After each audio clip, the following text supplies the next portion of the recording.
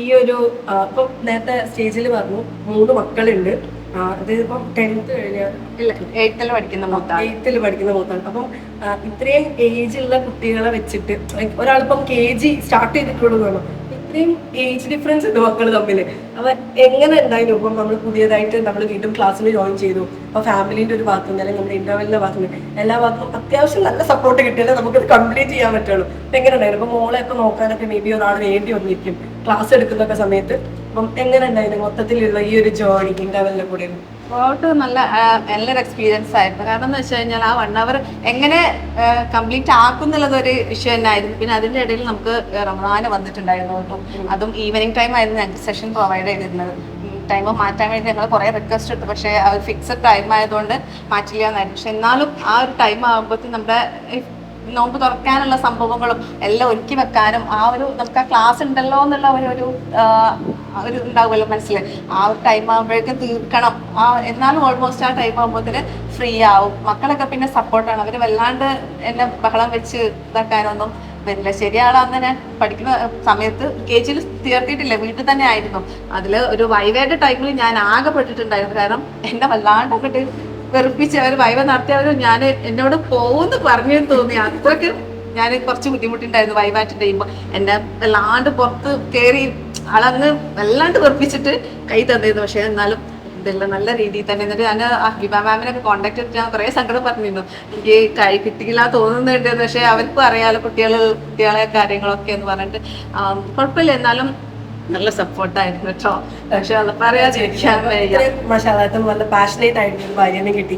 മകൾ സപ്പോർട്ട് ചെയ്തിട്ടാണ് ഇപ്പൊ അടുത്തൊരു ലെവലിലോട്ട് സ്റ്റെപ്പ് ചെയ്തു ഇത്രയും വർഷങ്ങൾക്ക് ശേഷം. അപ്പം ബാക്ക് ബോൺ ആണെന്ന് തന്നെ പറയാം. ഹസ്ബൻഡ്സ് അങ്ങനെ സപ്പോർട്ട് ചെയ്താലേ നമുക്കിപ്പം ഈ മക്കളെയൊക്കെ വെച്ചിട്ട് ഇത് ചെയ്യാൻ പറ്റുള്ളൂ. അപ്പൊ ഈ ഒരു മൊമെന്റിൽ ആസ് എ ഹസ്ബൻഡ് നിങ്ങൾക്ക് എന്താ ഫീൽ ചെയ്യുന്നത്?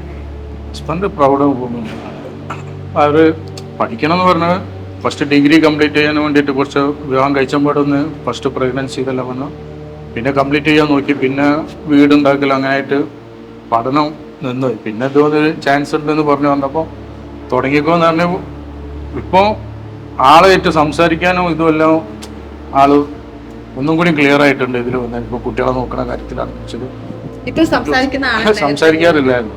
ഒരാൾ സോഷ്യലൈസ് ചെയ്യുന്ന എനിക്ക് ഭയങ്കര ഡിഫിക്കൽറ്റി ആയിരുന്നു. കാരണം എങ്ങനെയാണ് ഒരാളായിട്ട് നമ്മൾ ഒന്ന് കമ്മ്യൂണിക്കേറ്റ് ചെയ്യുക, എങ്കിൽ നമ്മൾ പറഞ്ഞാൽ തെറ്റുമോ, അങ്ങനെയൊക്കെ ഒരു ഡിഫിക്കൽറ്റി തോന്നിയിട്ടുണ്ടായിരുന്നു. പക്ഷെ നമ്മുടെ മാമൊക്കെ ആയാലും എല്ലാവരും പിന്നെ ക്ലാസ്സിൽ എപ്പോഴും ക്യാമറ ഓൺ ചെയ്തിട്ട് തന്നെയാണ് മാക്സിമം ഞാൻ ഇരിക്കാൻ ശ്രമിക്കുക. കാരണം നമുക്ക് ഒരു ക്ലാസ് എടുക്കുമ്പോൾ നമ്മൾ ഫസ്റ്റ് ചെയ്യേണ്ടത് കുട്ടികളെ കൂടെ ഇരിക്കുമ്പോൾ നമ്മൾ ഫേസ് ടു ഫേസ് ആയിട്ട് സംസാരിക്കണമല്ലോ.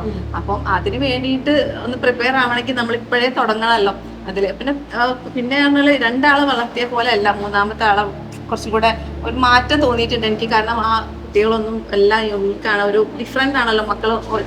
ഒരേപോലെ അല്ലല്ലോ ബിഹേവിയർ എങ്ങാനും വരും. പക്ഷെ ആ സൈക്കോളജി ഒക്കെ പഠിച്ചപ്പോഴാണ് മക്കളോടൊക്കെ എങ്ങനെയാണ് നമ്മൾ ബിഹേവ് ചെയ്യേണ്ടത്. പക്ഷെ ആ ഒരു സൈക്കോളജിക്കലായിട്ട് നമ്മൾ മൂവ് ചെയ്യുമ്പോൾ കുറച്ചും കൂടെ. അതുപോലെ നമ്മൾ പ്രാക്ടിക്കൽ സെഷനൊക്കെ എൻ്റെ ചെറിയ ആൾക്ക് നല്ല ഉപകാരപ്പെട്ടിട്ടുണ്ട്. നമ്മളെ പോട്ടിങ്, സ്പൂണിങ് എൻ്റെ കൂടെ ഇരുന്ന് ചെയ്യും.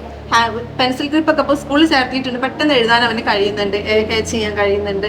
എൻ്റെ കൂടെ എന്നെ ക്ലാസ് എടുക്കുന്നത് കാണുമ്പോൾ അവർക്കും ഇഷ്ടമാണ്. ഉമ്മ ടീച്ചറായിക്കോ എന്ന് പറഞ്ഞിട്ട് അവർ നല്ല സപ്പോർട്ട്. അവർക്കും ഇഷ്ടമാണ് ഞാൻ ടീച്ചിങ്ങിലേക്ക് വരുന്നതും കാര്യങ്ങളൊക്കെ. പിന്നെ ഫ്രണ്ട്സ് ആയാലും നല്ല അടിപൊളിയായിരുന്നു, എല്ലാവരും സപ്പോർട്ട് ചെയ്യും. ടീച്ചിങ് അല്ലെങ്കിൽ ECBCയിൽ ജോയിൻ ചെയ്തതിന് ശേഷം പ്രൊഫഷണൽ സൈഡും പാരന്റിങ് പേഴ്സണൽ സൈഡും ഇംപ്രൂവ്മെന്റ്സ് വന്നിട്ടുണ്ട്. പാരന്റിങ്ങും വ്യത്യാസമുണ്ട്. ഫസ്റ്റ് കുട്ടികളുള്ള ബിഹേവിയർ അല്ല, 3ാമത്തെ കുട്ടീനോടുള്ള ബിഹേവിയർ ചെറിയ മാറ്റങ്ങൾ നമുക്കറിയില്ലല്ലോ.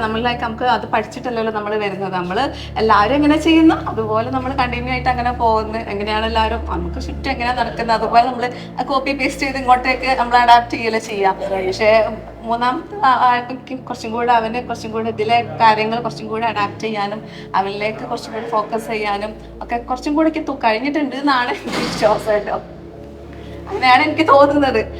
കുഴപ്പമില്ലാണ്ട് അവനെ ഹാൻഡിൽ ചെയ്യാനും ഒക്കെ കഴിയുന്നുണ്ട്. വീട്ടിൽ വേറെ ആരെങ്കിലും ഞങ്ങളും ഹസ്ബൻഡ് ഉണ്ടാവാറില്ല നാട്ടില്, മക്കളെ ഹാൻഡിൽ ചെയ്യാനും ഒക്കെ വീട് എല്ലാം നമ്മളിത് കംപ്ലീറ്റ് ചെയ്തു. ദാറ്റ് മീൻസ് ഇത്രയും ചുറ്റുപാടുള്ള ആൾക്ക് കംപ്ലീറ്റ് ചെയ്യാൻ പറ്റും. ആദ്യം ഫ്രീ ടൈം ആയിരുന്നു, എനിക്ക് ഫുൾ ഫ്രീ ടൈം ആയിരുന്നു. അങ്ങനെ ഫ്രീ ടൈം ഒക്കെ ഇരിക്കുമ്പോൾ ചിലപ്പോൾ അധികം ഞാൻ സ്ക്രോൾ ചെയ്ത് എന്തിനെങ്കിലും സ്ക്രോൾ ചെയ്ത് പോവാന്നല്ലാതെ വേറെ എനിക്കായിട്ടുള്ള സ്പേസും ഞാൻ ഒന്നും ചെയ്യാറില്ലായിരുന്നു. ഇപ്പൊ ഫ്രീ ടൈം എന്ന് പറഞ്ഞത് ഇല്ല. ഭയങ്കര engaged ആണ് കുട്ടികളുടെ കാര്യങ്ങളൊക്കെ. പഠിപ്പിക്കൽ തുടങ്ങി. ട്രെയിനിങ് കഴിഞ്ഞിട്ടില്ല, കുറച്ചും കൂടെ ഉണ്ട്, ഒരു 100 സെഷനും കൂടെ ബാക്കിയുണ്ട്. അത് കുറച്ച് കുട്ടികളെ ഹോൾഡ് ചെയ്യാനും അവർ നാട്ടിൽ വന്നപ്പോൾ ഹോൾഡ് ചെയ്ത് വെച്ച് ക്ലാസ് ഒക്കെ. അപ്പോൾ ഒരു 2 മന്ത് അങ്ങനെ കുറച്ച് ബ്രേക്ക് വന്നു. പിന്നെ വേറെ ഞാൻ നോക്കിയിട്ടില്ലായിരുന്നു. പിന്നെ കുറച്ച് ഹോസ്പിറ്റൽ കേസ് അങ്ങനെ കുറച്ച് കാര്യങ്ങളായിട്ട് പേഴ്സണലായിട്ട് ഞാൻ കുറച്ചൊന്ന് അതിൽ എൻഗേജ് ആയി പോയി. അപ്പോൾ അതിലേക്ക് നോക്കിയിട്ടില്ല, എന്നാലും ഇപ്പോൾ കണ്ടിന്യൂ ചെയ്യുന്നുണ്ട്. അപ്പോൾ അവർ പോയി ഇപ്പം ക്ലാസ് ഒക്കെ റീസ്റ്റാർട്ട് ചെയ്തു. ഞാൻ എന്തായാലും ഈ ഒരു പ്ലാറ്റ്ഫോം നമ്മൾ മെയിൻലി ഉദ്ദേശിക്കുന്നത് ഇതുപോലെ അപ്പൊ കുറെ കാലമായിട്ട് നിർത്തി വെച്ചവർക്ക് അല്ലെങ്കിൽ ഭയങ്കര പാഷനേറ്റ് ആയിട്ടുള്ള എനിക്ക് 11 വർഷത്തെ ബ്രേക്ക് വന്നിട്ടുണ്ടായിരുന്നു. അതിനുശേഷമാണ് ഞാൻ ഇന്റർവെല്ലിൽ ചൂസ് ചെയ്ത് അതിൽ ജോയിൻ ചെയ്തത്. സ്റ്റാർട്ടിങ്ങിൽ ഒരുപാട് ബുദ്ധിമുട്ടേക്ക് തോന്നിയിട്ട്, കാരണം may be first communication, especially English മെയിനായിട്ട് ബുദ്ധിമുട്ട് തോന്നിയിട്ടുണ്ടായിരുന്നു. പക്ഷെ അതിപ്പം കുറേയൊക്കെ ഓക്കെ ആയി വന്നിട്ടുണ്ട്. ക്ലാസ് അധികം നമ്മൾ ഇംഗ്ലീഷിലൊക്കെ പറഞ്ഞ് അതൊക്കെ ഏകദേശം ഓക്കെ. പെർസി മാം ഭയങ്കര സപ്പോർട്ടീവായിരുന്നു. അതൊക്കെ ശരിയാവടോ, നമ്മൾ ക്ലാസ് ഒക്കെ കഴിഞ്ഞ് വരുമ്പോഴത്തേക്കും നമ്മൾ അതൊക്കെ ഓക്കെ ആയി ആ ലെവലിലേക്ക് എത്തും. പിന്നെ ഒന്നാമത് അത്ര ബ്രേക്ക് വന്ന് പിന്നെയും ചേരുമ്പോൾ നമുക്ക് പഠിക്കാൻ കഴിയുമോ, ഇതൊക്കെ ബുക്സൊക്കെ കാണുമ്പോൾ തന്നെ ഒരു പേടിയായിരുന്നു. പിന്നെ ഇതിൽ ചേർന്ന് പിന്നെ ഒരു ബേബി ഷെഫ് പറഞ്ഞിട്ട് നമ്മുടെ ക്ലാസ് ഉണ്ടായിരുന്നു. ലേറ്റസ്റ്റ് ഞാനായിരുന്നു എടുത്തിട്ടുണ്ടായിരുന്നത്. നല്ല അടിപൊളിയായിട്ട് 20 സെഷനിൽ ഞാൻ കംപ്ലീറ്റ് ചെയ്തിട്ടുണ്ട്. നല്ല അടിപൊളി എക്സ്പീരിയൻസ് ആയിരുന്നു. എനിക്ക് മാത്രമല്ല കേട്ടോ, എൻ്റെ മക്കൾക്കും നല്ല ഇഷ്ടം. ആ സമയമാകുമ്പോൾ അവർ വെറൈറ്റി ഫുഡ്സ്, നമ്മൾ ഫയർലെസ് ആയിട്ടുള്ള കുക്കിംഗ് അല്ലേ ചെയ്യുക. അപ്പോൾ ആ ഒരു സെഷന് വേണ്ടിയിട്ട് അവർ വെയിറ്റിംഗ്, ആ വീക്കിലെ 2 സെഷന് വേണ്ടിയിട്ട്. കാരണം ഞാൻ എന്തൊക്കെ കഴിഞ്ഞ് കഴിഞ്ഞാൽ ക്ലാസ് കഴിഞ്ഞാൽ അത് അവരെ കൊണ്ടുപോവാം. അത്രയ്ക്ക് ഇഷ്ടമായിരുന്നു അവർക്ക് ആ ക്ലാസ്. എനിക്ക് നല്ല എൻജോയ് ചെയ്തിട്ടുണ്ടായിരുന്നു ആ ക്ലാസ്. നമ്മുടെ ബേബി ഷെഫ് നല്ല അടിപൊളിയായിരുന്നു ആ ക്ലാസ്. ഹാപ്പിയാണ് മൊമെന്റില്. Thank you.